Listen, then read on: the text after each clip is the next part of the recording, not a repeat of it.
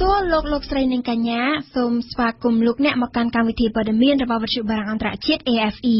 នៅវេលានេះម៉ោង 1 រសៀលកម្មវិធីព័ត៌មានដោយអឹមរចនាមេបកប្រឆាំងថាមេដឹកនាំប្រទេសដែលពូកែទោះអត់ពីខ្លួនក៏គ្មានសង្គ្រាមកើតឡើងដែរគណៈបកសង្គ្រោះជាតិចាត់ទុកវិសោធនកម្មច្បាប់គណៈបកនយោបាយថានឹងប៉ះពាល់ដល់ការបោះឆ្នោតឆ្នាំក្រោយអង្គការក្រៅរដ្ឋាភិបាលចង់ឲ្យកោជបរៀបចំចុះឈ្មោះពលករចំណាក់ស្រុកក្រៅប្រទេសក្រុមឧទាមប្រដាប់អាវុធនៅកោះមានដាណៅបើកការវិប្រហារលើក្បួនរថយន្តលោកដូចតាទេភូមាប្រារព្ធខួប70ឆ្នាំនៃការធ្វើឃាតលោកអង្គសានបិតាឯករាជ្យជាតិភូមា RFI លោកកឹមសុខាប្រធានគណៈបកសង្គ្រោះជាតិតាមរយៈទំព័រ Facebook របស់ខ្លួនកាលពីយប់មិញនេះបានអះអាងថាមេដឹកនាំប្រទេសដែលពូកែគឺថាបើទោះបីអត់ពីខ្លួនទៅក៏ប្រទេសនៅតែដើរទៅមុខរីកចម្រើននិងមិនរលាយឬកើតមានសង្គ្រាមនោះដែរជាការកត់សម្គាល់ការអះអាងរបស់មេបកប្រឆាំងនេះកើតឡើងក្រោយពីមេបកគណៈបកកាន់អំណាចតែងតែលើកឡើងពីបញ្ហាសន្តិភាពនិងឆ្លៀតបង្ហើរវោហារសាស្ត្រអំពីលទ្ធភាពនៃការកើតមានសង្គ្រាមនៅពេលដែលគណៈបកកាន់អំណាចមិនបានដឹកនាំប្រទេសយើងស្ដាប់វ៉ាន់សុគន្ធាគឺនៅក្នុងបទសម្ភាសន៍មួយជាមួយភ្នាក់ងាររបស់ខ្លួនជំវិញការកកើតគណៈបកសង្គ្រោះជាតិរយៈពេល5ឆ្នាំមកនេះនិងអំពីយុទ្ធសាស្ត្របន្តទៅមុខទៀតរបស់គណៈបកលោកកឹមសុខាដែលជាប្រធានគណៈបកសង្គ្រោះជាតិបានឆ្លៀតអះអាងដូចនេះថាខ្ញុំសូមយកឱកាសនេះជំរាបជូនថាអ្នកដឹកនាំគណៈបកដែលប្រកែគឺជាគណៈបកមួយដែលអត់ពីខ្លួនទៅគឺគណៈបកនៅតែរស់រវើកហើយនៅរីកតទៀតបានមិនមែនអន្តរាយទេមិនមែនរលាយដូចគ្នាដែរអ្នកដឹកនាំប្រទេសដែលប្រកែគឺអ្នកដឹកនាំប្រទេសដែលអត់ពីខ្លួនទៅប្រទេសនៅតែរីកទៅមុខមិនមែនអត់ខ្លួនទៅប្រទេសរលាយប្រទេសសង្គ្រាមអានឹងអ្នកដឹកនាំអត់ប្រកែទេភ្ជាប់ជាមួយនឹងការអះអាងបែបនេះលោកប្រមុខគណៈបកប្រឆាំងក៏បានបង្ហាញពីការចង់ឲ្យគណៈបកសង្គ្រោះជាតិពូកែក្នុងន័យថាបើទោះបីជាអត់ពីនរណាម្នាក់ក៏ដោយក៏គណៈបកនេះនៅតែដើរទៅមុខដើរទៅរកជ័យជំនះបានដែរជាមួយគ្នានេះលោកកឹមសុខាក៏បានបញ្ជាក់ជាថ្មីថាគណៈបកសង្គ្រោះជាតិមានគោលដៅតែមួយគត់គឺឈានទៅរកការបោះឆ្នោតគឺអត់ធ្វើបដិវត្តអត់ធ្វើសង្គ្រាមឬក៏ប្រើប្រាស់អំពើហិង្សានោះទេការលើកឡើងរបស់លោកប្រមុខគណៈបកសង្គ្រោះជាតិនេះគឺស្របពេលដែលប្រមុខរដ្ឋាភិបាលកម្ពុជាកំពុងជំរុញឲ្យរក្សាសន្តិភាពឲ្យបានដាច់ខាតនៅក្នុងប្រទេសនិងបន្ទាប់ពីលោកនាយករដ្ឋមន្ត្រីហ៊ុនសែនបានព្រមានពីលទ្ធភាពនៃការកើតមានសង្គ្រាមនៅក្រោយការបោះឆ្នោតឆ្នាំ2018នៅព្រឹកថ្ងៃទី19ខែកក្កដាគឺរំលងបានមួយយប់ប៉ុណ្ណោះពីការអះអាងរបស់លោកកឹមសុខានៅលើទំព័រ Facebook របស់លោកហ៊ុនសែនក៏មានការលើកឡើងពីបញ្ហាសន្តិភាពជាថ្មីដែរដោយសរសេរថាមានសន្តិភាពយូរអង្វែងមានការរីកចម្រើនយូរអង្វែងជាមួយនឹងការរំលេចនៅភាពខ្លាំងរបស់កម្ពុជាក្រោមស្នាដៃរបស់បរិខ្លាំងនៅលើទំព័រ Facebook នោះក៏មានការសរសេរបង្ហាញពីសន្ទុះនៃការគ្រប់គ្រងមកលើគណៈបកប្រជាជនកម្ពុជាមានការកើនឡើងដែលជាចំណុចបង្ហាញថាគណៈបកនេះនឹងទទួលបានជ័យជំនះនៅក្នុងការបោះឆ្នោតឆ្នាំ2018ជាបន្តទៀតក្តីរំពឹងនៃការឈ្នះការបោះឆ្នោតនៅក្នុងឆ្នាំ2018នេះក៏មានដែរសម្រាប់គណៈបកសង្គ្រោះជាតិតែទោះបីជាយ៉ាងណាក៏ដោយចុះលោកកឹមសុខាបានគូបញ្ជាក់ពីគោលជំហររបស់គណៈបកប្រឆាំងសម្រាប់ការបោះឆ្នោតនោះថាគណៈបកសង្គ្រោះជាតិគឺយកគោលនយោបាយមកប្រកួតអត់យកកម្លាំងបាយមកប្រកួតនោះទេពីព្រោះថាគណៈបកនេះមិនបានយកខ្មែរណាមកធ្វើជាសត្រូវនោះឡើយបន្តចាប់អារម្មណ៍ពីគណៈបកសង្គ្រោះជាតិក្រុមអ្នកតំណាងរាស្ត្រគណៈបកប្រឆាំងមួយនេះនៅរសៀលថ្ងៃទី19កក្កដាបានផ្ញើលិខិតមួយច្បាប់ទៅកាន់ព្រះមហាក្សត្រដើម្បីសុំអន្តរាគមន៍ទៅលើវិសោធនកម្មច្បាប់ស្តីពីគណៈបកនយោបាយលិខិតរបស់គណៈបកសង្គ្រោះជាតិបានលើកឡើងពីក្តីបារម្ភរបស់ខ្លួនថាច្បាប់នេះនឹងធ្វើឲ្យប៉ះពាល់ដល់លទ្ធិប្រជាធិបតេយ្យនៅកម្ពុជាជាពិសេសគឺប៉ះពាល់ដល់ការបោះឆ្នោតជាតិនៅឆ្នាំក្រោយvàសំណប់លំអិតព័ត៌មានលិខិតសូមអន្តរាគមន៍ពីព្រះមហាក្សត្រត្រូវបានបញ្ជូនទៅកាន់ព្រះបរមរាជវាំងនៅរសៀលថ្ងៃទី19កក្កដានេះដោយបានលើកឡើងពីក្តីព្រួយបារម្ភយ៉ាងតិចចំនួន2ចំណុចប្រសិនបើព្រះមហាក្សត្រឡាយប្រហោះលេខាដាក់ឲ្យប្រើប្រាស់នៅវិសោធនកម្មច្បាប់ដ៏ចម្រុះចម្រាស់នេះប៉ុន្តែអ្នកវិភាគមួយចំនួនបានលើកឡើងថាព្រះមហាក្សត្រមិនអាចបដិសេធបានទេគួរជំរាបជូនថាលិខិតសូមអន្តរាគមន៍ពីព្រះមហាក្សត្រនេះបានធ្វើឡើងបន្ទាប់ពីវិសោធនកម្មច្បាប់ដ៏ចម្រុះចម្រាស់នេះទើបតែត្រូវបានព្រឹទ្ធសភាអនុម័តរួចកាលពីថ្ងៃទី18កក្កដាដោយមិនមានការចូលរួមពីសមាជិកព្រឹទ្ធសភាគណៈបកប្រឆាំងនោះទេបើតាមនីតិវិធីវិសោធនកម្មច្បាប់នេះនឹងត្រូវបញ្ជូនបន្តទៅកាន់ក្រុមប្រឹក្សាធម្មនុញ្ញដើម្បីប្រកាសសុពលភាពមុនពេលថ្វាយព្រះមហាក្សត្រឡាយប្រហោះលេខាប្រកាសឲ្យប្រើប្រាស់ជាផ្លូវការ គួរជំរាបជូនដែរថាវិសោធនកម្មច្បាប់ស្ដីពីគណៈបកនយោបាយដ៏ចម្រូងចម្រាសនេះត្រូវបានលើកយកមកពិភាក្សាផងដែរដោយរាជបណ្ឌិតសភាកម្ពុជានៅថ្ងៃទី19កក្កដាប៉ុន្តែមិនមានការចូលរួមពីតំណាងគណៈបកសង្គ្រោះជាតិនោះទេកិច្ចពិភាក្សានេះមានតែតំណាងរាជរដ្ឋាភិបាលនិងតំណាងគណៈបកនយោបាយចំនួន3ទៀតរួមមានគណៈបកប្រជាជនកម្ពុជាគណៈបកប្រជាធិបតេយ្យមូលដ្ឋាននិងគណៈបកអំណាចខ្មែរប៉ុណ្ណោះលោកស្រីមួសុខួរអនុប្រធានគណៈបកសង្គ្រោះជាតិបានចាត់ទុកវេទិកានេះថាมันមានប្រយោជន៍និងជាវេទិកាដែលកាត់ក្បាត់តម្រូវមួកតែប៉ុណ្ណោះយ៉ាងណាក៏ដោយលោកសុកទូចអនុប្រធានរាជបណ្ឌិតសភាកម្ពុជាបានរិះគន់ទៅលើអវត្តមានរបស់ក្រុមអ្នកតំណាងរាជគណៈបកសង្គ្រោះជាតិនៅក្នុងវេទិកានេះនិងបានលើកឡើងពីលិខិតអន្តរាគមន៍របស់គណៈបកប្រឆាំងទៅកាន់ព្រះមហាក្សត្រនេះថានឹងមិនទទួលបានលទ្ធផលនោះទេលោកសុកទូចបានលើកឧទាហរណ៍នាពេលកន្លងមកថាបើព្រះមហាក្សត្រអវត្តមានពីក្នុងប្រទេសនោះប្រមុខរដ្ឋស្ដីទីដែលមានប្រធានព្រឹទ្ធសភានិងបន្ទាប់មកមានប្រធានរដ្ឋសភាជាដើមនឹងអាចចុះហត្ថលេខាជំនួសចំណែកលោកដូចពិសិដ្ឋតំណាងអ្នកឃ្លាំមើលបញ្ហាសង្គមនិងនយោបាយកម្ពុជាក៏បានលើកឡើងពីបទពិសោធន៍នៃការអនុម័តច្បាប់ដ៏ចម្រូងចម្រាសបែបនេះថាព្រះមហាក្សត្រតែងតែយាងទៅពិនិត្យព្រះរាជសុខភាពនៅឯក្រៅប្រទេសដោយទម្លាក់ការទទួលខុសត្រូវនេះទៅប្រមុខរដ្ឋស្ដីទីវិញយ៉ាងណាក៏ដោយលោកសាមសុនឌឿនតំណាងមកពីគណៈបកប្រជាធិបតេយ្យមូលដ្ឋាននៅតែរិះគន់ទៅលើវិសោធនកម្មច្បាប់នេះថាมันមានសារៈសំខាន់និងបានចោទជាសំណួរថាតើច្បាប់នេះនឹងបម្រើផលប្រយោជន៍ប្រជាជននិងប្រទេសកម្ពុជាឬទេកម្ពុជាប្រតិកម្មចំពោះសេចក្តីថ្លែងការណ៍ស្តីពីការដោះលែងមន្ត្រីសិទ្ធិមនុស្សអាត60ទាំង5នាក់របស់អ្នកនាំពាក្យការិយាល័យសិទ្ធិមនុស្សនៃអង្គការសហប្រជាជាតិតាមរយៈសេចក្តីថ្លែងការណ៍តំណាងអចិន្ត្រៃយ៍កម្ពុជាប្រចាំអង្គការសហប្រជាជាតិបានជំរុញឲ្យអង្គការនេះឈប់ជ្រៀតជ្រែកកិច្ចការផ្ទៃក្នុងកម្ពុជាតទៅទៀតតាមរយៈការមិនលូកដៃទៅក្នុងការបំពេញតួនាទីដោយឯករាជ្យរបស់តុលាការកម្ពុជាប្រតិកម្មរបស់កម្ពុជាដូចនេះធ្វើឡើងដើម្បីឆ្លើយតបទៅកាន់អ្នកនាំពាក្យការិយាល័យសិទ្ធិមនុស្សនៃអង្គការសហប្រជាជាតិដែលកាលពីថ្ងៃទី7កក្កដាកន្លងទៅបានបង្ហាញក្តីកង្វល់ចំពោះការបើកសវនាការទៅលើមន្ត្រីអាត់ហុកទាំង5ជាសវនាការដែលអ្នកនាំពាក្យការិយាល័យសិទ្ធិមនុស្សអះអាងថាខ្វះភស្តុតាងនិងគ្មានមូលដ្ឋានផ្លូវច្បាប់សម្រាប់បទចោទប្រកាន់ការិយាល័យសិទ្ធិមនុស្សនៃអង្គការសហប្រជាជាតិបានបង្ហាញក្តីបារម្ភយ៉ាងដូចនេះបើទោះបីជាខ្លួនបានស្វាគមន៍ការសម្រេចដោះលែងអ្នកទាំង5ឲ្យនៅក្រៅឃុំបណ្ដោះអាសន្នហើយក៏ដោយនៅថ្ងៃនេះក្រុមអង្គការក្រៅរដ្ឋាភិបាលដែលបានជជែកគ្នាពីសេចក្តីព្រាងនីតិវិធីសម្រាប់ការធ្វើបច្ចុប្បន្នភាពបញ្ជីបោះឆ្នោតបានស្នើឲ្យកោជបពិចារណាក្នុងការរៀបចំឲ្យពលករចំណាក់ស្រុកនៅក្រៅប្រទេសបានចូលរួមនៅក្នុងការចុះឈ្មោះបោះឆ្នោតការចុះឈ្មោះបោះឆ្នោតឆ្នាំ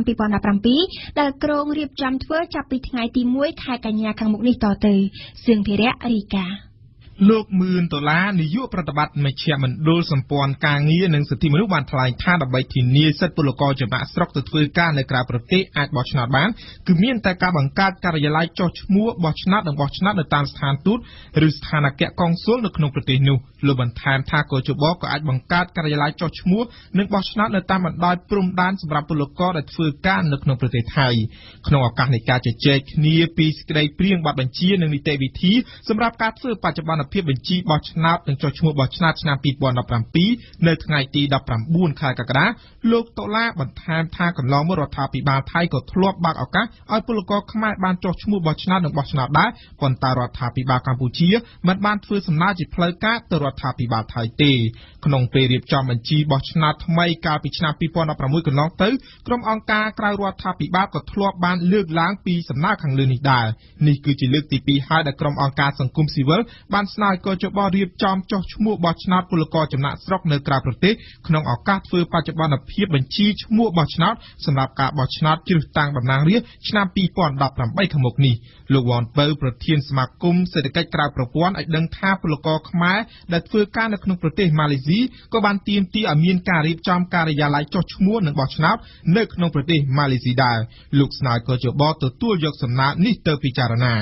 លោកឌីភិរុនអនុប្រធានលេខាធិការដ្ឋាននៃអគ្គលេខាធិការដ្ឋានកោជបថាសំណើរបស់អង្គការក្រៅរដ្ឋាភិបាលគឺទាក់ទងនឹងផ្លូវច្បាប់របស់កោជបដែលមិនមានចែងចំពោះបញ្ហាខាងលើនេះទេលោកថាទាល់តែមានការធ្វើវិសោធនកម្មច្បាប់បោះឆ្នោតទើបអាចអនុវត្តអនុសាសន៍របស់សង្គមស៊ីវិលបានប៉ុន្តែលោកនឹងទទួលយកសំណើនេះទៅពិភាក្សា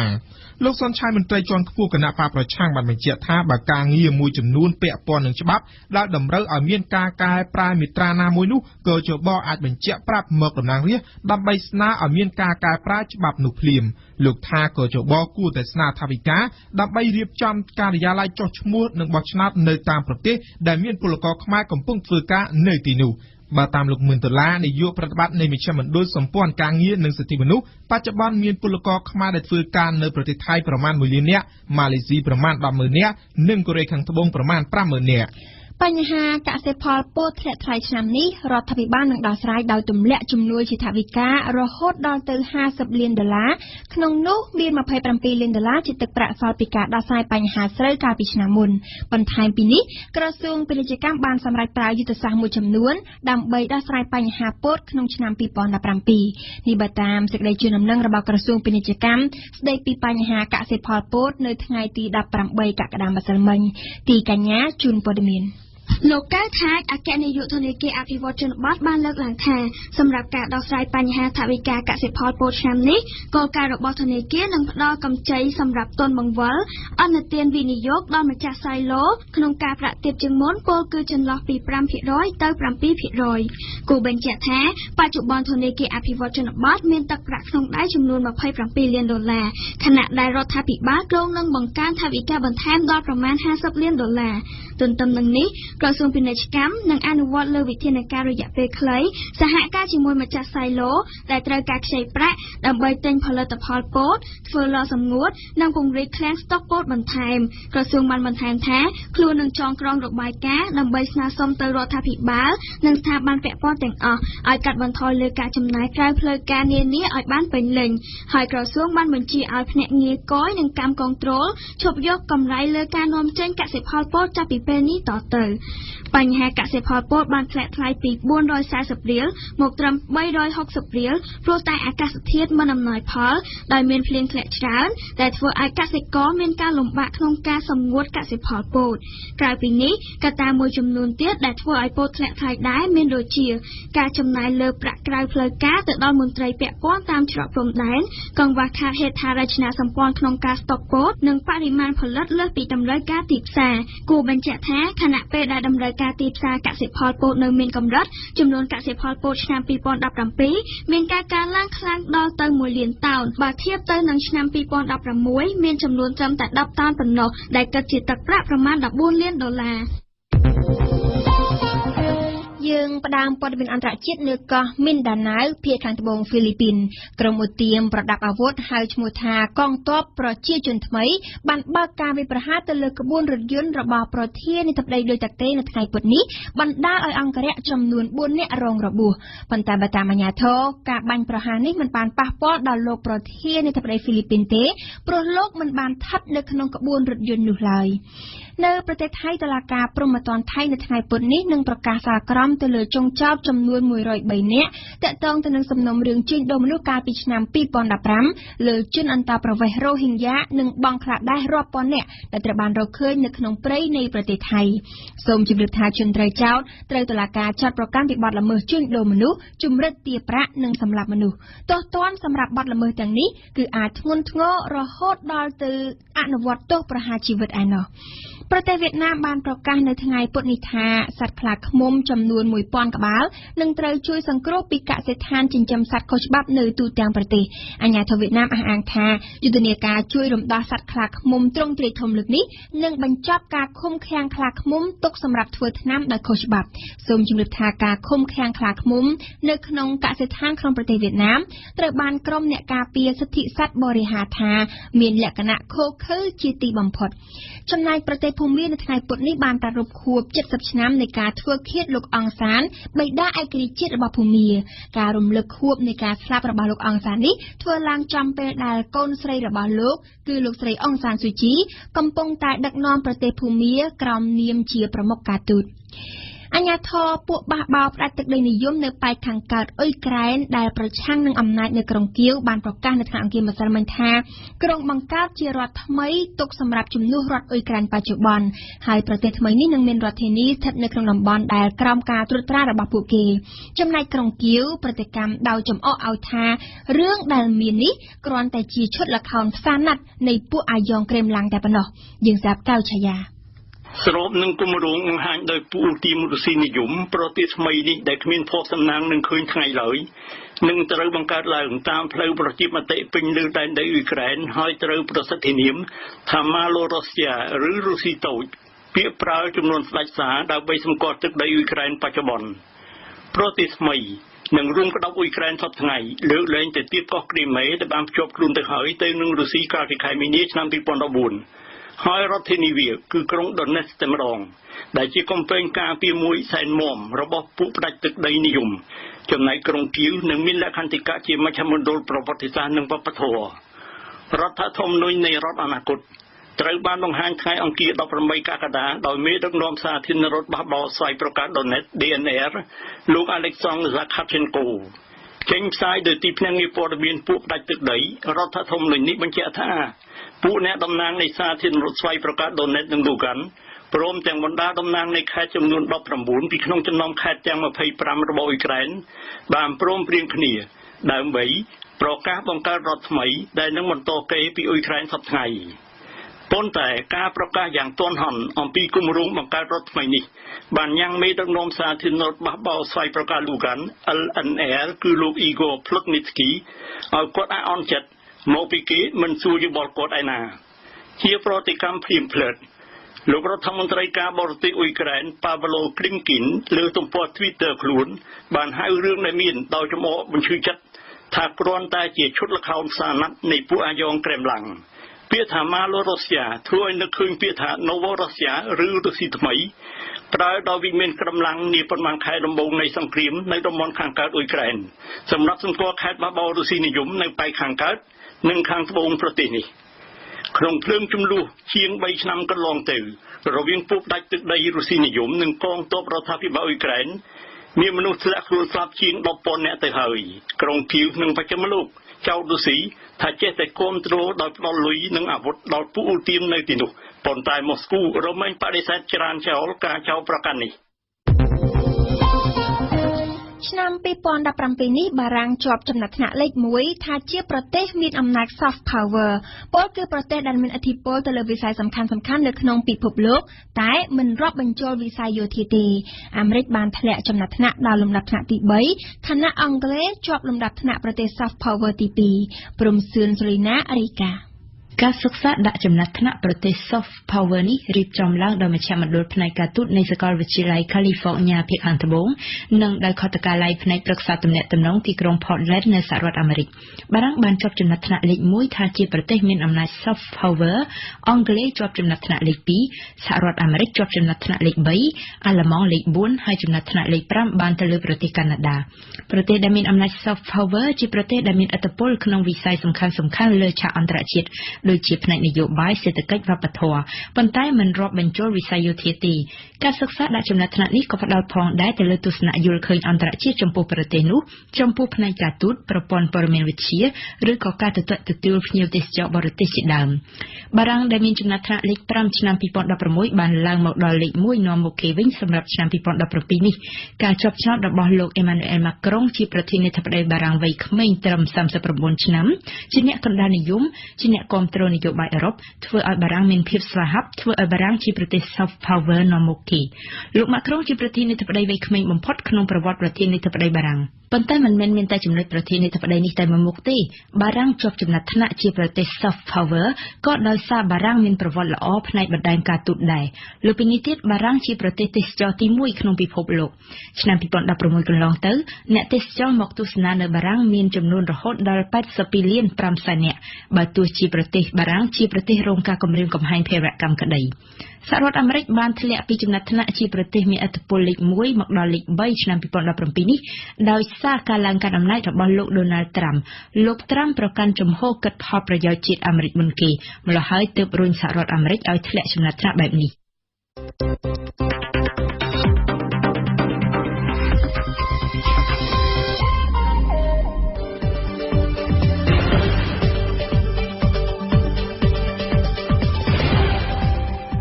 វិទ្យុបារាំង RFI ភ្នំពេញ 92 MHz សៀមរាប 92 MHz បាត់ដំបង ក្រុងព្រះសីហនុនិងកំពង់ចាម 94.5 MHz លោកអ្នកស្ដាប់ជាទីមេត្រីជាបន្តទៀតនេះគឺជានាទីព្រឹត្តិការណ៍កម្ពុជាប្រចាំថ្ងៃរបស់វ៉ាសំណក់ដែលនឹងជម្រាបជូនលោកអ្នកថាបកប្រឆាំងចាប់ផ្ដើមដោះដូរស្លាកមានរូបលោកសំរងស៊ីក្រោយព្រឹទ្ធសភាអនុម័តសេចក្តីស្នើច្បាប់ស្តីពីគណៈបកនយោបាយបន្ទាប់មកគឺជានាទីទស្សនៈព្រឹត្តិការណ៍កម្ពុជារបស់នាងខ្ញុំអឹមរចនាអំពីសហគ្រិនវ័យក្មេងជួយពង្រឹងវិស័យជំនួញនៅកម្ពុជានៅក្នុងនាទីទស្សនៈព្រឹត្តិការណ៍ពិភពលោកអ្នកបានស្ដាប់មុំពិសេសបញ្យល់អំពីប្រធានសម្ដេចថ្មីឥណ្ឌាអាចជាមនុស្សមកពីវណ្ណៈទាបបំផុតក្នុងសង្គមឥណ្ឌានាទីទស្សនៈសារព័ត៌មានរៀបចំជូនដោយសេនធរៈនិងចូលបញ្ចប់គឺជានាទីសុខភាពនិងអនាម័យរៀបចំជូនដោយអៀងសុកមិញព្រឹត្តិការណ៍កម្ពុជាប្រចាំថ្ងៃបើទោះបីជាវិសោធនកម្មច្បាប់ស្តីពីគណៈបកនយោបាយមិនទាន់ចូលជាធរមានក្តីប៉ុន្តែនៅពេលនេះគណៈបកសង្គ្រោះជាតិបានចាប់ផ្ដើមដករូបលោកសំរងស៊ីឈរចាប់ដៃជាមួយលោកកឹមសុខាចេញពីស្លាកគណៈបកហើយសម្រាប់គណៈបកប្រឆាំងការរៀបចំស្លាកគណៈបកថ្មីនឹងមានតែរូបព្រះអាទិត្យមួយប៉ុណ្ណោះគឺដើម្បីឲ្យស្របទៅនឹងច្បាប់ថ្មីដែលគណៈបកសង្គ្រោះជាតិបានចាត់ទុកថាគឺជាច្បាប់ដែលបង្រួមផ្លូវដើររបស់គណៈបកប្រឆាំងដោយឡែកអ្នកខ្លំមើលស្ថានភាពនយោបាយនៅកម្ពុជាវិញបានចាត់ទុកថាគណៈបកប្រឆាំងកំពុងតែអនុវត្តច្បាប់ថ្មីក្នុងរបៀបរុញទូកបណ្ដោយទឹកដើម្បីសម្របតាមស្ថានភាពសូមស្ដាប់សេចក្តីរាយការណ៍របស់វ៉ាសំណប់គណៈបក្សសង្គ្រោះជាតិបាននឹងកំពុងចាប់ផ្ដើមដករូបលោកសំរងស៊ីឈរចាប់ដៃជាមួយនឹងលោកកឹមសុខាចេញពីផ្ទាំងប៉ាណូគណៈបកជាបណ្ដាហើយបើទោះបីជាវិសោធនកម្មច្បាប់ស្ដីពីគណៈបកនយោបាយមិនទាន់ចូលជាធរមានក្តីបើតាមលោកអេងឆៃអៀងអនុប្រធានគណៈបក្សសង្គ្រោះជាតិបានលើកឡើងថាបើទោះបីជាច្បាប់នេះគណៈបកសង្គ្រោះជាតិមិនបានចូលរួមអនុម័តក្តីប៉ុន្តែគណៈបកត្រូវតែអនុវត្តដើម្បីគេចចេញពីការប៉ុនប៉ងយាយីណាមួយលោកអេងឆៃអៀងគោលការណ៍យើងនឹងកែតម្រូវទៅតាមអ្វីដែលច្បាប់ស្តីពីគណៈបកនយោបាយបានកំណត់ណាទោះបីច្បាប់នឹងយើងមិនគ្រប់គ្រងយើងមិនបានចូលរួមក្នុងការអនុម័តក៏ដោយព្រោះហ្នឹងវាជារឿងធម្មតាព្រោះដូចនៅក្នុងសង្គមនីតិមួយទោះបីយើងមិនពេញចិត្តនឹងរបបកុម្មុយនីសប៉ុន្តែប្រទេសនឹងដូចដឹកនាំទៅដោយរបបកុម្មុយនីសគឺយើងត្រូវតែគោរពគោលតាមព្រោះអ្វីដែលសំខាន់គឺគោលដៅរបស់យើងគឺការផ្លាស់ប្ដូរតាមរយៈការបោះឆ្នោតទៅខាងមុខបាទការដោះដូរស្លាកគណៈបកដែលមានរូបលោកសំរងស៊ីបានចាប់ផ្ដើមអនុវត្តពីសង្កាត់ព្រៃកំពឹសក្នុងខណ្ឌដង្កោរាជធានីភ្នំពេញតាំងពីពេលដែលច្បាប់ដែលហាមឃាត់គណៈបកនយោបាយមិនឲ្យប្រើប្រាស់រូបភាពសម្លេងរបស់ទណ្ឌិតដែលមានទោសមជ្ឈិមឬក៏ទោសឧក្រិដ្ឋរួចមកនោះបាទយើងច្បាស់ជាមានការណែនាំហើយយើងអស់នឹងព្រោះយើងមិនឲ្យមានការខុសត្រូវទេព្រោះច្បាប់ដែលគេធ្វើមកនេះគឺគេដើម្បីតាមចាប់កំហុសដោយថាពលរដ្ឋរដ្ឋបាលជាតិពពុំនៅការធ្វើច្បាប់នេះគឺជាគោលបំណងដើម្បីទប់ទល់នឹងប្រជាប្រិយភាពរបស់គណៈបកប្រជាជាតិហើយជាទុករបស់គេនឹងគេយល់ដឹងថាគេអាចឈានដល់ទៅទម្លាយគណៈបកប្រជាជាតិនៅក្នុងករណីគណៈបកប្រជាជាតិធ្វើកិច្ចការមិនបានប្រុងប្រយ័ត្នទាក់ទងនឹង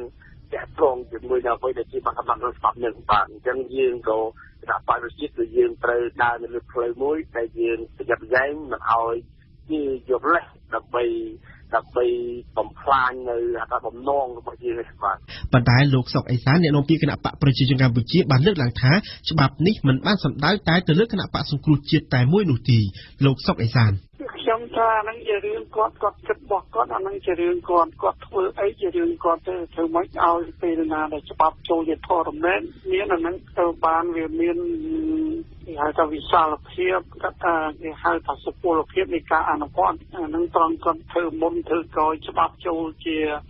ធរណែនអាហ្នឹងជារឿងគាត់ទេយើងមិនអាចចាប់ខំថាមិនត្រូវធ្វើមុនឬក្រោយយ៉ាងម៉េចយើងអត់មានយោបល់ទេបាទលោកអេងឆៃអៀងជារួមគឺយើងដឹងយើងលឺទាំងអស់គ្នាហើយច្បាប់នេះដែលជាតែនឹងគឺដើម្បីពង្រួមសិទ្ធិសេរីភាពសិទ្ធិនយោបាយនៅប្រទេសកម្ពុជាហើយព្រមផ្លូវឲ្យគណៈបកប្រជាជាតិដើរនឹងវាតូចជាទៀតប៉ុន្តែតូចណាស់ក៏ដោយគឺយើងនៅតែរឹងមាំយើងនៅតែសាមគ្គីភាពគ្នាឆ្ពោះទៅមុខជានិច្ចទោះបីមិនមានរូបសញ្ញាពីចំហក៏ដោយប៉ុន្តែទឹកចិត្តបេះដូងគំនិតរបស់យើងគឺយើងនៅរឹងមាំជានិច្ចបាទយើងមិនបានគិតសំដៅមកព្រួយទៅលើគណៈបកណាឬបុគ្គលណាទេទៅជំរាបជាហោហែមកពីការធ្វើច្បាប់នេះគឺតែយើងធ្វើដើម្បីអនុវត្តគ្រប់គណៈបកនយោបាយបាទហើយជាពិសេសពាក់ព័ន្ធជាមួយនឹង តនដិតដែលមានកម្រិតទោសនឹងថ្នាក់មជ្ឈិមនិងថ្នាក់អុក្រិតដូចជាយើងគិតថាជាវិសាលភាពទូទៅទេយើងមិនសំដៅទៅលើគណៈបក្សសង្គ្រោះជាតិឲ្យគាត់ខាតបង់ថវិកាឬមួយឲ្យគាត់មានជំនាញផ្លូវយើងអត់គិតរឿងហ្នឹងទេទោះបីយើងថាគេកាត់បន្ថយការបញ្ចេញមតិបញ្ចេញវ៉ាសាសបើសិនជាមានលោកសំរងស៊ីនៅទៅគឺលោកសំរងស៊ីគេអាចចូលរួមជួយឃោសនាឲ្យគណៈបក្សប្រជាជាតិជាផ្លូវការបានប៉ុន្តែឥឡូវនេះទោះបីគេហាមមិនឲ្យលោកសំរងស៊ីឬមិនឲ្យគណៈបក្សប្រជាជាតិប្រាស់លេងប្រើរូបគាត់ទៅផ្លូវការក៏វាមិនអាចហាមសម្រាប់ប្រព័ន្ធប្រជាជាតិបាននេះបាទវាមានច្រើនពីរបបច្រើនប៉ុន្តែសម័យឥឡូវនេះសម័យគាត់មានជាបាទដូចខ្ញុំតែនិយាយវាមិនសម័យផ្សាយសារតាមសក្តិភាពវាសម័យតាមកុកសម័យនេះគេផ្សាយសារតាមសក្តិភាពតែណាគេបាំងជាមួយគូប្រកួតមួយគឺគេថាណាមានជឿបាយផ្ដោតសារមុនទៅវានឹងមានទីឈ្នះទៅអាហ្នឹងអត់មានអាណាគៀបសង្កត់គាត់ទេគឺគាត់នឹងវាតម្រូវអាហ្នឹងលក្ខខណ្ឌច្បាប់ហ្នឹងតែម្ដងតែពួកគាត់ប្រព្រឹត្តល្មើសច្បាប់អាហ្នឹងវាត្រូវតាមច្រកហ្នឹងហើយបាទអាហ្នឹងគឺថាអាណាគៀបសង្កត់ក៏អត់ត្រូវដែរគឺពួកគាត់ធ្វើប្រព្រឹត្តល្មើសច្បាប់ដល់ខ្លួនគាត់ណាបាទបើគេគៀបសង្កត់នោះត្រាតែគេបង្កើតឲ្យគាត់ខុសអមថាមនុស្សហ្នឹងអត់ត្រឹមត្រូវទេក៏ប៉ុន្តែគេដាក់បន្ទុកថាមនុស្សនោះវាខុសគេចោទប្រកាន់ដោយមនុស្សនឹងអត់មានកំហុសគេចោទប្រកាន់ដាក់កំហុសទៅលើគាត់ដោយគាត់នឹងមិនបានអនុវត្តផ្ទាល់ខ្លួនរបស់គាត់ហើយបើសម័យជនអនុវត្តកំហុសផ្ទាល់ខ្លួនរបស់គាត់ទៅស្លាការកាត់ទោសតែរឿងគាត់ដែលប្រព្រឹត្តល្មើសនឹងមាននរណាដាក់បន្ទុកឬមួយមាននរណាធ្វើឲ្យគាត់មានកំហុសគឺគាត់ធ្វើកំហុសខ្លួនឯងដូច្នេះมันអាចចោទថាអ្នកដទៃនឹងគេធ្វើបាបខ្លួនទេឬគេសង្កត់ខ្លួនទេ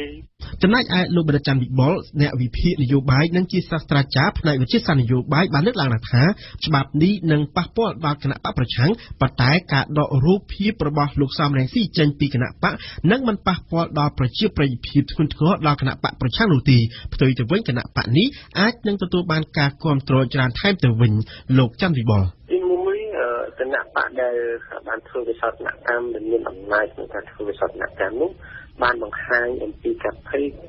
ខ្លាចរបស់ខ្លួនក្នុងការប្រកួតប្រជែងជាមួយគណៈបកមួយដែលមានកំណើនផ្នែកនយោបាយចំណុចទី1ចំណុចទី2ទៀតការភ័យខ្លាចនេះបង្ហាញសញ្ញាណកាន់តែច្បាស់ទៅដល់អ្នកដល់សាធារណមតិក្តីទៅដល់អ្នកគ្រប់គ្រងគាត់ក្តីទៅដល់អ្នកដែលមិនមានគ្រប់គ្រងគាត់ក្តីនេះឲ្យកាន់ឃើញទៅច្បាស់អំពី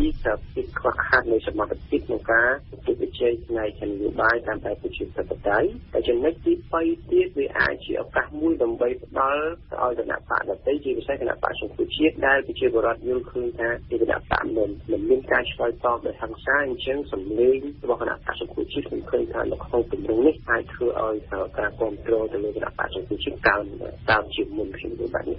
លោកសុកអេសានអ្នកនាំពាក្យគណៈបកប្រជាជនកម្ពុជា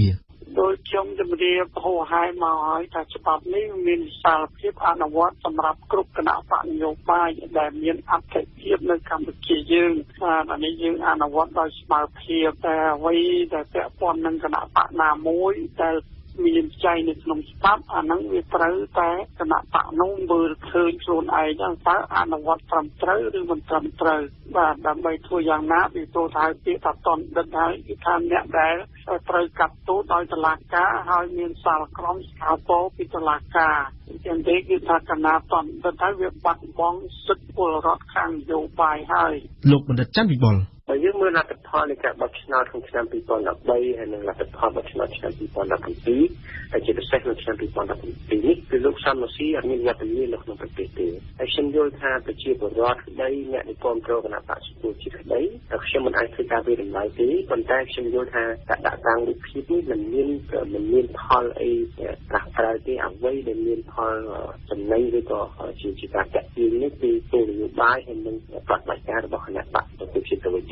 រហូតមកទល់ពេលនេះគណៈបក្សសង្គ្រោះជាតិនៅមិនទាន់អាចគណនាថាតើគណៈបកនឹងត្រូវខាត់បង់ថវិកាប៉ុន្មានលើថ្លៃបោះពុម្ពរូបភាពរបស់លោកសំរងស៊ីឈរចាប់ដៃលោកកឹមសុខាដែលជានិមិត្តរូបនៃការរួបរวมសាមគ្គីនិងការច្របាច់បញ្ចូលគ្នារវាងគណៈបកសំរងស៊ីនិងគណៈបកសិទ្ធិមនុស្សកាលពី5ឆ្នាំមុននោះនៅឡើយទេក៏ប៉ុន្តែប្រកាសណាស់ថាវានឹងប៉ះពាល់ដល់ហិរញ្ញវត្ថុរបស់គណៈបករឿងបញ្ហាហិរញ្ញវត្ថុនឹងវា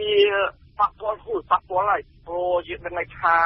ស្លាកសញ្ញាដែលយើងលើកកន្លងនេះគឺជាការខុសចេញពីទឹកចិត្តប្រជាពលរដ្ឋពីប្រជាពលរដ្ឋដែលជួយជ្រោមជ្រែងហើយអ្វីដែលធ្វើនេះគឺប៉ះពាល់ដល់ហេតុវត្ថុរបស់ប្រជាពលរដ្ឋផងដែរបាទហើយការរីកឡើងវិញនេះក៏វាជា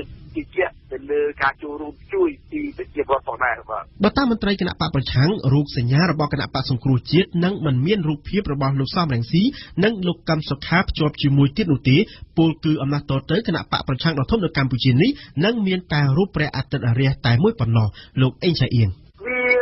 មិនជាអីទេព្រោះការគ្រប់គ្រងរបស់គណៈបកប្រឆាំងដល់ពេលនេះគឺផុសចេញពីទឹកចិត្តរបស់ប្រជាពលរដ្ឋមានការចង់មានការបំណងយើងគឺតាមនៃការផ្លាស់ប្ដូរហើយផ្លាស់ប្ដូរហ្នឹងគឺលោកផ្លាស់ប្ដូរមកឲ្យគណៈបកសង្គ្រោះជាតិហើយដែលជាដឹងថាគណៈបកវិជាតិវាកាត់ចេញពីការរួមកម្លាំងរវាងគណៈបក2គណៈបកសំរងស៊ីនិងគណៈបកសិទ្ធិមនុស្សដូច្នេះទោះបីអត់មានរូបរបស់លោកសំរងស៊ីលោកកឹមសុខានៅស្លាកក៏ដោយប៉ុន្តែប្រជាពលរដ្ឋគេនៅតែមើលឃើញច្បាស់ថាគណៈបកប្រជាគឺការចេញពីគណៈបកទាំងពីរហ្នឹងបាទគួរជំរុញថាវិសោធនកម្មច្បាប់ស្តីពីគណៈបកនយោបាយដែលហាមមិនឲ្យគណៈបកនយោបាយប្រើប្រាស់រូបភាពសម្លេងឬអក្សររបស់តនដិតដ៏ចម្រូងចម្រាសនោះទើបតែត្រូវបានព្រឹទ្ធសភាអនុម័តរួចកាលពីថ្ងៃទី18ខែកក្កដាម្សិលមិញនេះតាមនីតិវិធីវិសោធនកម្មច្បាប់ស្តីពីគណៈបកនយោបាយថ្មីនេះនឹងត្រូវបញ្ជូនបន្តទៅកាន់ក្រុមប្រឹក្សាធម្មនុញ្ញដើម្បីពិនិត្យមុនថ្វាយព្រះមហាក្សត្រឡាយព្រះហស្ថលេខាដាក់ឲ្យអនុវត្ត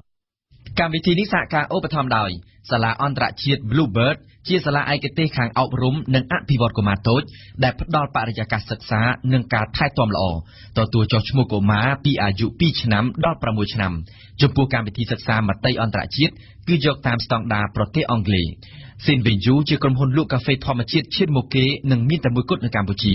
ក្រុមហ៊ុន Cooling Film មានទទួលបិទ sticker បន្ថយកម្ដៅក្នុងរថយន្តនិងក្នុងអគារដ៏មានប្រសិទ្ធភាពព័ត៌មានបន្ថែមសូមទាក់ទងលេខទូរស័ព្ទ093 22 00 23ឬ092 99 88 77សាកលវិទ្យាល័យឯកទេសនៅកម្ពុជា CUS សិក្សាដើម្បីបុគ្គលិកលក្ខណៈសម្បត្តិល្អប្រពៃសិក្សានៅ CUS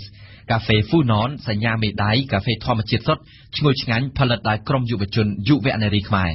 ISI Palm ផលិតផលស័ង្កសីពណ៌គុណភាពខ្ពស់ផលិតដោយបច្ចេកវិទ្យាជប៉ុននិងអូស្ត្រាលីវត្ថុធាតុដើមស្តង់ដារអន្តរជាតិ ISO 9001:2008 ISI Palm ជាប់ធន់ជានិរន្តរ៍ ISI Palm ផលិតផលរបស់ក្រុមហ៊ុន ISI Steel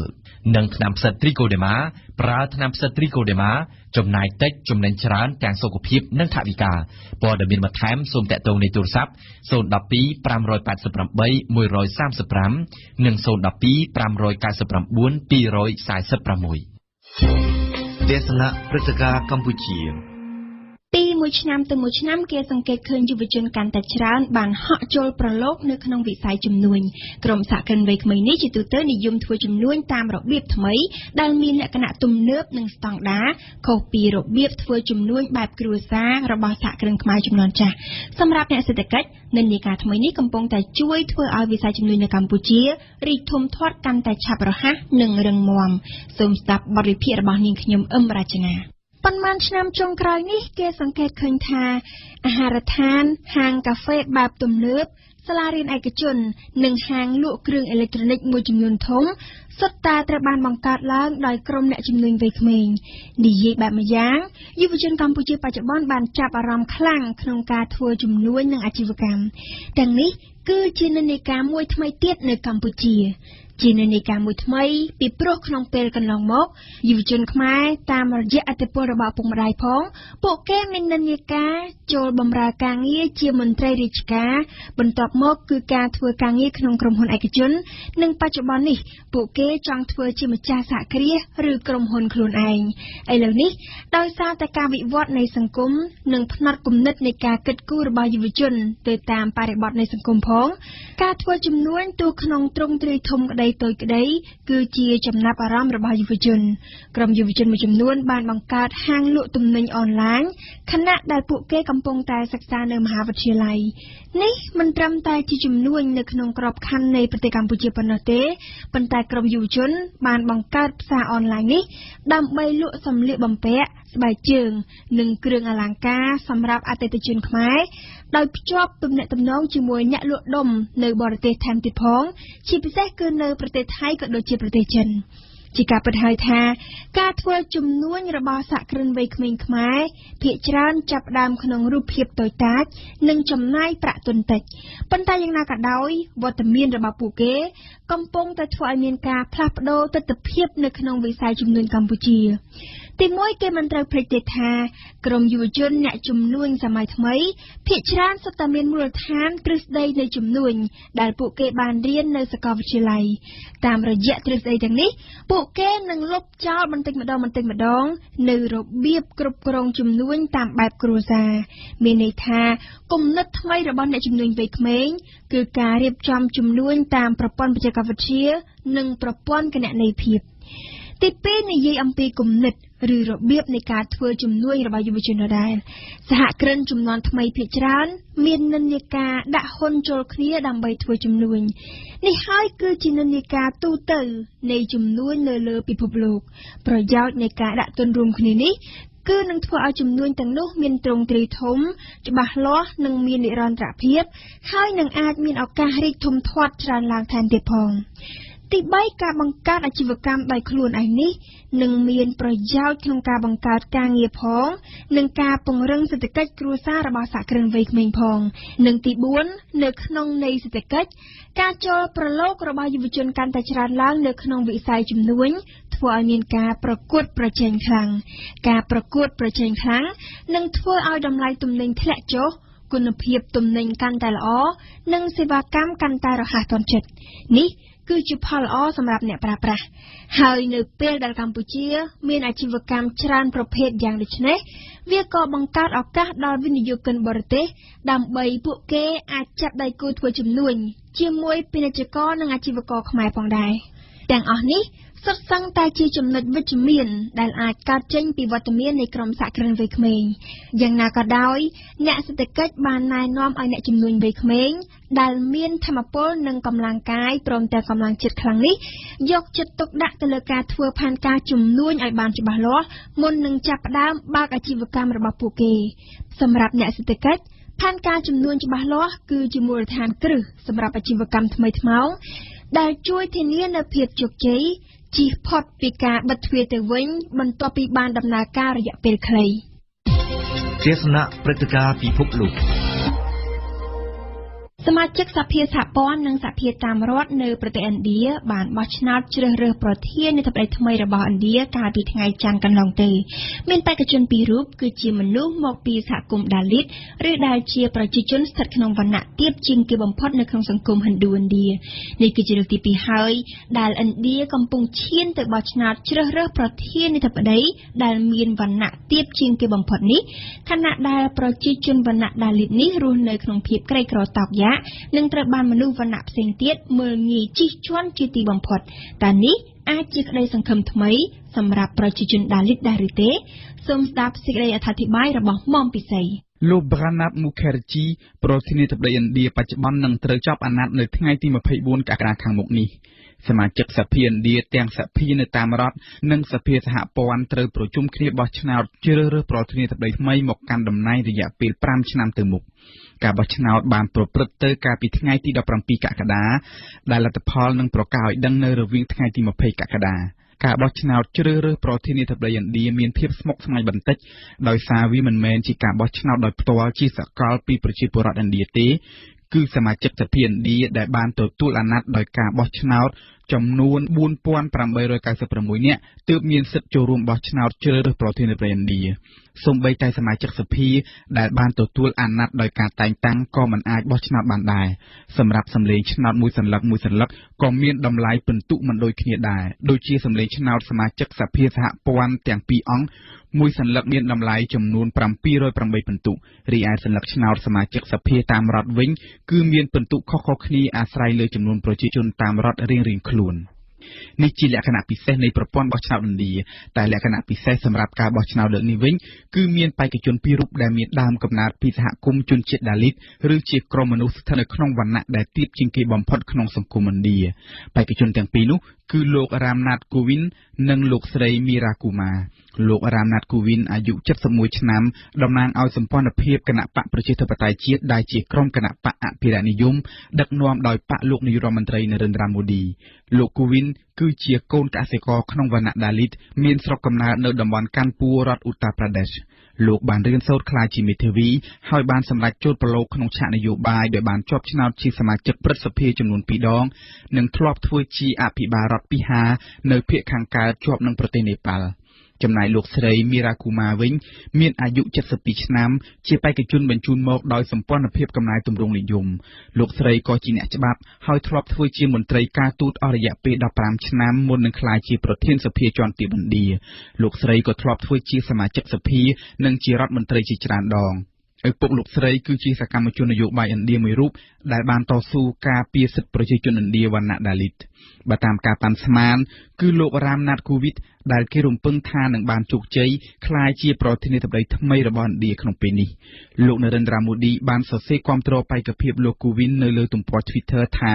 លោករ៉ាមណាតគូវិនគឺជាអិសរាជជននយោបាយឥណ្ឌាមួយរូបដែលបានតស៊ូបូជាកម្លាំងកាយចិត្តដើម្បីប្រយោជន៍សាធារណៈនិងដើម្បីបុព្វហេតុជួយប្រជាជនឥណ្ឌាក្រីក្រ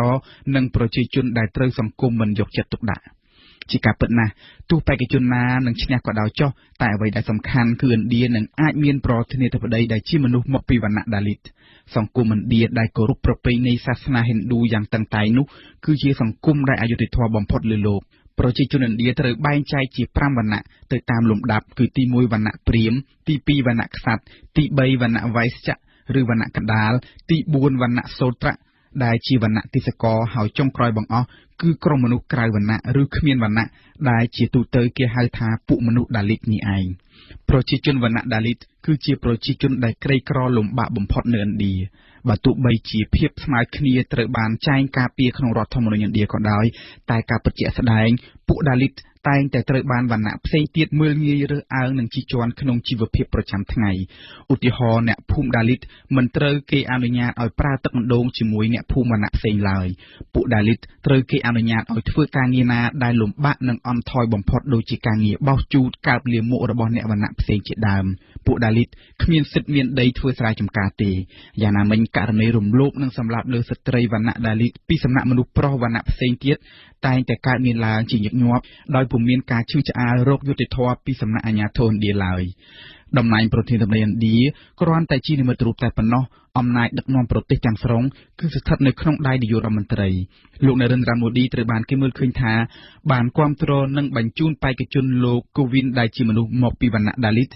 ក៏ដោយសារតែហេតុផលនយោបាយច្រើនជាងប្រជាជនវណ្ណៈដាលីតមានប្រមាណជា200លាននាក់តំណាងឲ្យសម្លេងឆ្នោតប្រមាណជា 16% សម្រាប់ការបោះឆ្នោតសភាឥណ្ឌាតាមរយៈការបញ្ជូនបេក្ខជនប្រធានាធិបតីវណ្ណៈដាលីតលោកនរេនદ્រា ម៉ូឌីសង្ឃឹមថានឹងបានសម្លេងឆ្នោតគាំទ្រពីសំណាក់ប្រជាជនដាលីតនៅក្នុងឱកាសបោះឆ្នោតសភាក្នុងឆ្នាំ2019ខាងមុខព្រោះលោកនរេនદ્រា ម៉ូឌីមិនអាចរំពឹងលើសម្លេងឆ្នោតរបស់ប្រជាជនឥណ្ឌាអ្នកកាន់សាសនាអ៊ីស្លាមទេតើការដែលឥណ្ឌាមានប្រធានាធិបតីជាមនុស្សមកពីវណ្ណៈដាលីតអាចនឹងជួយសម្រួលការលំបាកខ្លះដល់ប្រជាជនដាលីតដែរឬទេឥណ្ឌាធ្លាប់មានប្រធានាធិបតីវណ្ណៈដាលីតម្ដងរួចមកហើយរវាងឆ្នាំ1997ដល់ឆ្នាំ2002គឺលោកកូជូរីរ៉ាម៉ាន់ណារ៉ាយ៉ាណាន់លោកនាយករដ្ឋមន្ត្រីនរេនદ્រា ម៉ូឌីក៏បានប្រកាសខ្លួនឯងថាគាត់ក៏មកពីវណ្ណៈដាលីតដែរជាការពិតស្ថានភាពជីវភាពនិងការគោរពសិទ្ធិប្រជាជនវណ្ណៈដាលីតបានប្រសើរឡើងច្រើនបើប្រៀបធៀបទៅនឹង50ឆ្នាំមុនតែយ៉ាងណាប្រជាជនវណ្ណៈដាលីតនៅតែស្ថិតនៅក្នុងការរើសអើងនិងភាពអយុត្តិធម៌ដដែលសង្គមដែលកាន់ប្រពៃណីតាមបែបសាសនាឥណ្ឌូដ៏ងប់ងល់ដូចជាឥណ្ឌាមិនអាចផ្លាស់ប្ដូរមួយថ្ងៃភ្លាមបានទេបើទោះបីជាមានការធានាដោយច្បាប់តែការអនុវត្តជាក់ស្ដែងនៅឆ្ងាយពីការសង្ឃឹមទុកគេមិនរំពឹងថាឥណ្ឌានឹងលុបចោលប្រព័ន្ធសង្គមបែងចែកវណ្ណៈនេះទេតែគេសង្ឃឹមថារដ្ឋាភិបាលឥណ្ឌានឹងយកចិត្តទុកដាក់ការពារប្រជាជនខ្លួនឲ្យបានដូចគ្នាឥណ្ឌាដែលខិតខំតាំងខ្លួនជាប្រទេសមហាអំណាចក្នុងតំបន់អាស៊ីនោះត្រូវតែចាប់ផ្ដើមកសាងមុខមាត់ខ្លួនឲ្យបានស្អាតផូរផង់តាមរយៈការធ្វើកំណែទម្រង់សង្គមផ្ដល់សិទ្ធិការពារប្រជាជនខ្លួនឲ្យបានស្មើភាពគ្នាដែលនេះគឺជាគោលការណ៍គ្រឹះនៃការគោរពសិទ្ធិមនុស្សទេសនាសារព័ត៌មានតែថ្ងៃនេះសារព័ត៌មានដែលចេញផ្សាយនៅស្រុកខ្មែរចាប់អារម្មណ៍លើព្រឹត្តិការណ៍សំខាន់ៗអ្វីខ្លះសូមអញ្ជើញលោកអ្នកនាងស្ដាប់សឿងភារៈ ទំព័រកាសែតចុះផ្សាយជាភាសាខ្មែរនៅព្រឹកនេះបានលើកយកប្រធានរឿងផ្សេងគ្នាមកចុះផ្សាយនៅលើទំព័រមុខរបស់គេរៀងៗខ្លួនកាសែតខ្លះចាប់អារម្មណ៍នឹងរឿងព្រៃឈើហើយកាសែតខ្លះទៀតចាប់អារម្មណ៍នឹងរឿងបរិស្ថានការអប់រំជាដើមដំបូងគេនេះគឺកាសែតភ្នំពេញប៉ុស្តិ៍នៅព្រឹកនេះបានដាក់រូបភាពធំមួយនៅផ្នែកខាងលើនៃទំព័រមុខរបស់ខ្លួនដែលបង្ហាញពីប្រជាពលរដ្ឋនៅក្នុងភូមិចំការអូឡឹក2តវ៉ាដុតកង់ឡានជំទាស់នឹងគម្រោងផ្លូវដែកថ្មីរបស់ក្រុមហ៊ុន Royal Railway កាលពីម្សិលមិញផ្នែកខាងឆ្វេងនៃរូបនោះគឺជាសាច់រឿងដែលភ្ជាប់មកជាមួយនឹងរូបភាពនោះកាសែតមួយនេះបានសរសេរថាគម្រោងសាងសង់ផ្លូវដែកថ្មីចូលប្រលានត្រូវបានពលរដ្ឋជំទាស់កាសែតនេះបន្តថាពលរដ្ឋប្រមាណ100នាក់តំណាងឲ្យជិត200គ្រួសារនៅភូមិចំការអូឡឹក2សង្កាត់កាកាវខណ្ឌពោធិ៍សែនជ័យរាជធានីភ្នំពេញបាននាំគ្នាដុតកង់រថយន្តជំទាស់នឹងគម្រោងផ្លូវដែកថ្មីរបស់ក្រុមហ៊ុន Royal Railway ដោយសារបារម្ភពីផលប៉ះពាល់ដល់ការរស់នៅរបស់ពួកគេ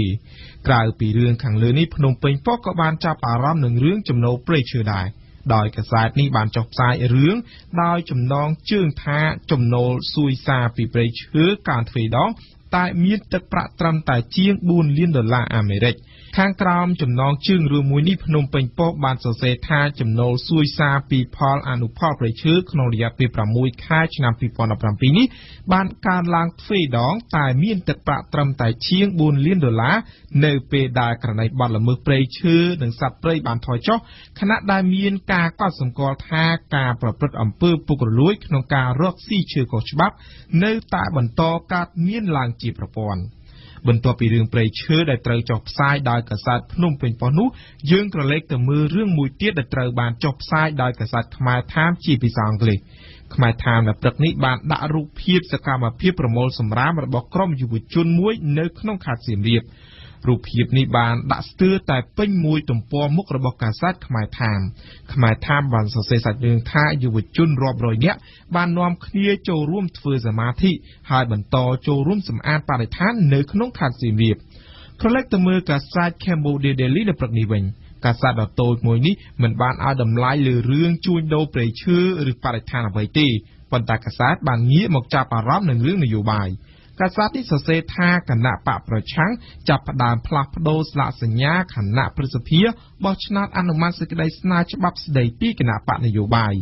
តាមរយៈចំណងជើងនេះកាសែតសរសេរបន្តថាគណៈបកសង្គ្រោះជាតិបានចាប់ផ្ដើមផ្លាស់ប្ដូរស្លាកសញ្ញាដែលមានរូបលោកសំរងស៊ីគណៈច្បាប់ថ្មីដែលផ្ដោតគោលដៅលើអតីតប្រធានគណៈបកប្រឆាំងរូបនោះត្រូវបានអនុម័តជាឯកច្ឆន្ទអំឡុងការបោះឆ្នោតនៅព្រឹទ្ធសភាដែលគណៈបកប្រឆាំងមួយនេះធ្វើពហិការកាលពីថ្ងៃម្សិលមិញCambodia Daily ឲ្យដឹងទៀតថាតំណាងសហភាពអឺរ៉ុបដែលបានចូលរួមជាមួយអង្គការសិទ្ធិមនុស្សអន្តរជាតិបានរិះគន់លើវិសោធនកម្មច្បាប់នេះដោយលើកឡើងនៅក្នុងសេចក្តីថ្លែងការណ៍មួយថាខ្លួនមានការព្រួយបារម្ភខ្លាចវិសោធនកម្មនេះដាក់រឹតបន្តឹងបន្ថែមទៀតលើសកម្មភាពរបស់គណៈបកនយោបាយCambodia Daily ឲ្យដឹងថាស្ថានទូតអាមេរិកដែលសម្ដែងកង្វល់យ៉ាងខ្លាំងចំពោះវិសោធនកម្មច្បាប់លើកមុនដែលត្រូវបានបោះឆ្នោតអនុម័តកាលពីខែកុម្ភៈនោះបានបដិសេធមិនធ្វើអត្ថាធិប្បាយទេកាលពីម្សិលមិញដោយឡែកកាសែតស្និទ្ធនឹងរដ្ឋាភិបាលកម្ពុជាថ្មីនៅព្រឹកនេះបានផ្ដោតជាសំខាន់លើរឿងលោកនាយករដ្ឋមន្ត្រីហ៊ុនសែនកាសែតកម្ពុជាថ្មីបានដាក់រូបភាពលោកនាយករដ្ឋមន្ត្រីហ៊ុនសែននិងភរិយារបស់លោកចូលរួមជាមួយមហាជនក្នុងពិធីអបអរសាទរការដាក់តំបន់ប្រាសាទសំបូរព្រៃគុកចូលក្នុងបញ្ជីបេតិកភណ្ឌពិភពលោកកម្ពុជាថ្មីបានស្រង់សម្ដីរបស់លោកនាយករដ្ឋមន្ត្រីហ៊ុនសែនថាបើយើងបាត់បង់សន្តិភាពយើងបាត់បង់ចលនាមិនគ្រាន់តែបញ្ហាប្រាង្គប្រាសាទទេមនុស្សរាប់លានអ្នកក៏ត្រូវទទួលរងគ្រោះដោយសារសង្គ្រាមដែរចំណែកកាសែតរស្មីកម្ពុជានៅព្រឹកនេះមិនបានចាប់អារម្មណ៍នឹងរឿងនយោបាយរឿងបរិស្ថានអ្វីទេប៉ុន្តែកាសែតនេះចាប់អារម្មណ៍នឹងរឿងវិស័យអប់រំកម្ពុជាដោយកាសែតនេះបានដាក់រូបភាពលោកហងជុនរុននិងបានដាក់ចំណងជើងធំៗដោយអក្សរពណ៌ខៀវថាក្រសួងនឹងចាត់វិធានការផ្លូវច្បាប់លើគ្រូអនុរិយដែលធ្វើសំណៅឯកសារឲ្យសិស្សរដ្ឋស្មីកម្ពុជាបន្តថារដ្ឋមន្ត្រីក្រសួងអប់រំយុវជននិងកីឡាបានប្រមានថាក្រសួងនឹងចាត់វិធានការតឹងរ៉ឹងចំពោះគ្រូនិងអនុរិយមិនឲ្យមានការជួយធ្វើឲ្យសិស្សឬការបញ្ចេញឯកសារប្រឡងទៅឲ្យសិស្សហើយមិនមានការបន្ធូរបន្ថយទេមានតែដាក់វិធានការពង្រឹងបន្ថែមទៀត យើងមកចាំនីតិទស្សនៈសារព័ត៌មាននៅព្រឹកនេះដោយនិយាយពីលោកនាយករដ្ឋមន្ត្រីហ៊ុនសែនចូលបន់លោកកាំលៃ$10,000រឿងមួយនេះត្រូវបានចុះផ្សាយក្នុងទំព័រទី3នៃកាសែតភ្នំពេញប៉ុស្តិ៍ភ្នំពេញប៉ុស្តិ៍សរសេរថាលោកនាយករដ្ឋមន្ត្រីហ៊ុនសែនបានចូលបន់ជាថវិកាចំនួន$10,000ជូនដល់គ្រួសារសពលោកបណ្ឌិតកាំលីក្រោយពីព័ត៌មានរាយការណ៍ថាក្រុមគ្រួសារសពបានខ្វះខាតថវិកាចំនួន$7,800សម្រាប់ចំណាយទៅលើពិធីបុណ្យខួប1ឆ្នាំដែលធ្វើឡើងកាលពីថ្ងៃទី10ខែកក្កដាកន្លងទៅសុខភាពនិងអនាម័យ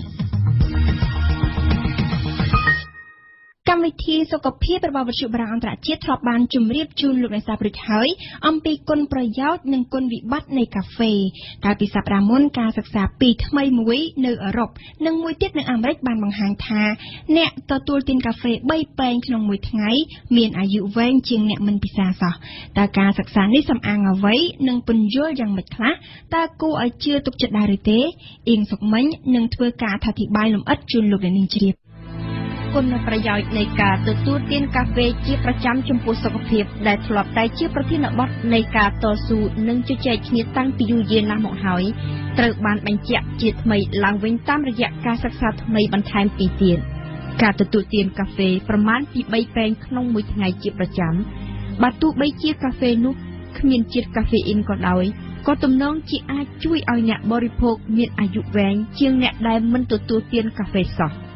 នេះបើតាមការសិក្សារបស់អឺរ៉ុបដែលបានវិភាគទិន្នន័យលើមនុស្សប្រុសស្រីចំនួនជាងកន្លះលាននាក់ក្នុងវ័យចាប់ពី35ឆ្នាំឡើងទៅរយៈពេល16ឆ្នាំនិងដែលអមដោយការសិក្សាអង្កេតអឺរ៉ុបមួយទៀតស្ដីអំពីជំងឺមហារីកនិងចំណីអាហារអ្នកស្រាវជ្រាវអឺរ៉ុបបានសង្កេតឃើញថាហានិភ័យនៃមរណភាពមិនថាដោយមូលហេតុជំងឺអ្វីទេសុទ្ធតែមានកម្រិតទៀតក្នុងរង្វង់អ្នកផឹកកាហ្វេជាប្រចាំភាគច្រើនជាពិសេសហានិភ័យដែលបង្កឡើងដោយជំងឺទាក់ទងទៅនឹងចរន្តឈាមជំងឺប្រព័ន្ធរំលាយអាហារនេះបើតាមការលម្អិតរបស់អ្នកងារស្រាវជ្រាវជំងឺមហារីកអន្តរជាតិដែលជាមេគំនិតដឹកនាំការសិក្សាអង្កេតនេះកាហ្វេជាភេសជ្ជៈដ៏ពេញនិយមមានអ្នកទទួលទានច្រើនជាងគេបំផុតនៅពិភពលោកជាមួយនឹងការឆុងផឹកជាប្រចាំប្រមាណជា2250លានពែងក្នុងមួយថ្ងៃក៏ប៉ុន្តែនេះគឺជាលើកដំបូងហើយដែលមានការសិក្សាស្រាវជ្រាវស្ដីអំពីឥទ្ធិពលនៃកាហ្វេចំពោះសុខភាពនិងអាយុយឺនយូរជាទ្រង់ទ្រាយធំស្ទើរពីពេញប្រទេសនៅទ្វីបអឺរ៉ុបយ៉ាងដូចនេះហើយអ្វីដែលគួរឲ្យភ្ញាក់ផ្អើលនិងជាទីសង្ឃឹមទៀតនោះគឺថាលទ្ធផលមានប្រហាក់ប្រហែលគ្នាទាំងអស់បើទោះបីជានៅក្នុងប្រទេសសិក្សាទាំង10នោះមានប្រពៃណីនិងទម្លាប់ទទួលទានកាហ្វេខុសប្លែកពីគ្នាយ៉ាងណាក៏ដោយការសិក្សាក៏បានផ្ដល់ពន្លឺដ៏សំខាន់មួយទៀតដល់អ្នកស្រាវជ្រាវឲ្យយល់អំពីយន្តការនៃគុណប្រយោជន៍ដ៏វិសេសវិសាលរបស់កាហ្វេ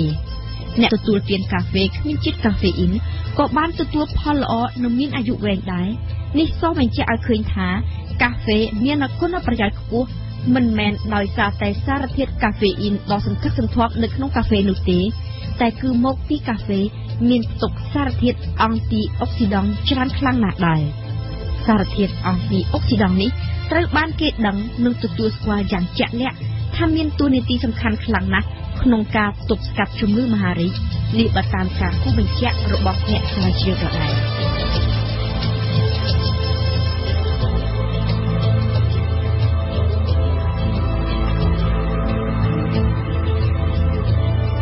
ចំពោះការសិក្សាទី2នៅសហរដ្ឋអាមេរិកវិញធ្វើឡើងលើមនុស្សពេញវ័យប្រមាណជាង 18,000 នាក់មានដើមកំណើតផ្សេងគ្នាមកពីគ្រប់ជាតិសាសន៍ចម្រុះអាយុពី45ឆ្នាំទៅ75ឆ្នាំក្នុងរយៈពេលជាមធ្យម16ឆ្នាំដែរអ្នកស្រាវជ្រាវបានសម្គាល់ឃើញថាមានចំណងរវាងការទទួលទានកាហ្វេនិងសុខភាពបើជាអ្នកទទួលទានកាហ្វេច្រើនខ្លាំងអ្នកនោះមានហានិភ័យមរណៈទាបខ្លាំងពីព្រោះពួកគាត់អាចកាត់បន្ថយជំងឺសរសៃឈាមបេះដូងជំងឺដង្ហើមជំងឺតម្រងនោមមហារីកនិងជំងឺទឹកនោមផ្អែមតាមរយៈការទទួលទានកាហ្វេជាប្រចាំនិយាយជារួមនិងឲ្យបញ្ញយល់បើបុគ្គលម្នាក់មានទម្លាប់ផឹកកាហ្វេមួយពែងក្នុងមួយថ្ងៃបុគ្គលនោះអាចកាត់បន្ថយគ្រោះថ្នាក់ស្លាប់ក្នុងអំឡុងពេលសិក្សាតាមដានបានដល់ទៅ 12% បើប្រៀបធៀបទៅនឹងអ្នកដែលមិនទទួលទានកាហ្វេសោះ ចំណែកអ្នកដែលទទួលទានកាហ្វេដល់ទៅ3ពែងក្នុងមួយថ្ងៃហានិភ័យនៃគ្រោះមរណៈរបស់ពួកគាត់អាចកាត់បន្ថយបានទៅ 18% ហើយដូចជាការសិក្សាសម្គាល់នៅអឺរ៉ុបដែរអ្នកទទួលទានកាហ្វេគ្មានជាតិកាហ្វេអ៊ីនក៏បានទទួលនូវគុណប្រយោជន៍ល្អចំពោះសុខភាពនិងជីវិតប្រហាក់ប្រហែលគ្នាក៏ប៉ុន្តែទោះបីជាបានសម្គាល់ឃើញភាពល្អរបស់កាហ្វេយ៉ាងដូចនេះក៏ដោយក៏ក្រុមអ្នកស្រាវជ្រាវទាំងអស់មិនអាចនិយាយទៅកាន់សាធារណជនថាសូមពិសាកាហ្វេដើម្បីមានអាយុវែងបានឡើយពីព្រោះការសិក្សានេះវាគ្រាន់តែជាការបង្ហាញថាអាចមានចំណងរវាងកាហ្វេនិងអាយុវែងតែប៉ុណ្ណោះនេះបើតាមការសង្កត់ធ្ងន់របស់សាស្ត្រាចារ្យផ្នែកវិទ្យាសាស្ត្រការពារនៃសាកលវិទ្យាល័យ California ខាងត្បូងដែលជាអ្នកដឹកនាំការស្រាវជ្រាវនៅអាមេរិកអ្នកស្រាវជ្រាវនៅអឺរ៉ុបក៏ដូចគ្នាបានព្រមព្រៀងរំលឹកបញ្ជាក់មតិសាធារណៈទាំងអស់ថាការសិក្សានេះបានមកពីការសម្គាល់មិនមែនជាលទ្ធផលនៃការធ្វើវិភាគលាតត្រដាងតាមបែបវិទ្យាសាស្ត្រអំពីហេតុនិងផលនោះឡើយដូច្នេះគ្មានទេការផ្ដល់អនុសាសន៍ឲ្យលោកអ្នកកាត់បន្ថយឬក៏ប្រឹងទទួលទានកាហ្វេនោះលទ្ធផលនៃការសម្គាល់នេះគ្រាន់តែជាសំណើមួយសូមឲ្យលោកអ្នកទទួលទានកាហ្វេដោយសមរម្យមិនហួសហេតុត្រឹមតែ3ពែងក្នុងមួយថ្ងៃយ៉ាងច្រើនវាទំនងជាអាចផ្ដល់ផលល្អចំណេញដល់សុខភាពរបស់យើងតែប៉ុណ្ណោះបើមែនតើយើងគួរតែពិសាប៉ុន្មានពែងទើបល្អដុះនៅក្នុងធម្មជាតិនឹងរកឃើញជាលើកដំបូងនៅប្រទេសអេត្យូពីចំការកាហ្វេបានបង្ហាញវត្តមានជាលើកទី1នៅប្រទេសយេម៉ែនតែគឺអារ៉ាប៊ីទេដែលជាអ្នកផ្ដើមគំនិតច្នៃមកធ្វើជាភេសជ្ជៈទទួលទានកាហ្វេមុនគេបន្ទាប់ពីបានលឺអ្នកកងវិលជៀមនៅប្រទេសជិតខាងរៀបរាប់ថាសត្វជៀមរបស់ពួកគេមានកម្លាំងពិសេសចម្លែកមិនដេកក្រោយពីបានស៊ីផ្លែរុក្ខជាតិកាហ្វានេះបើតាមរឿងនិទានកាហ្វាជាខេត្តមួយរបស់អេត្យូពីកាហ្វាដែលក្រោយមកទំនងជាคล้ายទៅជាពាក្យថាកាហ្វេរហូតមកដល់សប្តាហ៍នេះឯងតែគេត្រូវរងចាំដល់ទៅសតវត្សទី17ទើបអ្នកស្រាវជ្រាវឱសថបារាំងបានផ្ដល់សេចក្តីវិភាគដំបូងអំពីគុណសម្បត្តិដ៏ប្រពៃរបស់កាហ្វេថាកាហ្វេជួយពៅក្រពះជំនួយខួរក្បាលជួយរំលាយអាហារកាត់បន្ថយអាការៈឈឺក្បាលកាត់បន្ថយជាតិពុលក្នុងឈាមទប់មិនឲ្យងងកងុយក្រោយពេលបាយរួចជំរុញការបត់ជើងតូចសម្រួលការធ្លាក់រដូវរបស់ស្ត្រីនិងជួយសម្រកក្បាលពោះតែកាហ្វេវាអាចធ្វើឲ្យយើងអបគូននេះគឺជាគុណប្រយោជន៍វិសេសវិសាលរបស់កាហ្វេដែលគេរកឃើញនិងដែលត្រូវបានគេយកមកប្រើប្រាស់ជាឱសថផងនៅសម័យនោះវិទ្យុបារាំង AFE ជាខេមរៈភាសាផ្សាយមួយថ្ងៃ13ម៉ោងពីម៉ោង7ព្រឹកដល់ម៉ោង8យប់ដោយមាន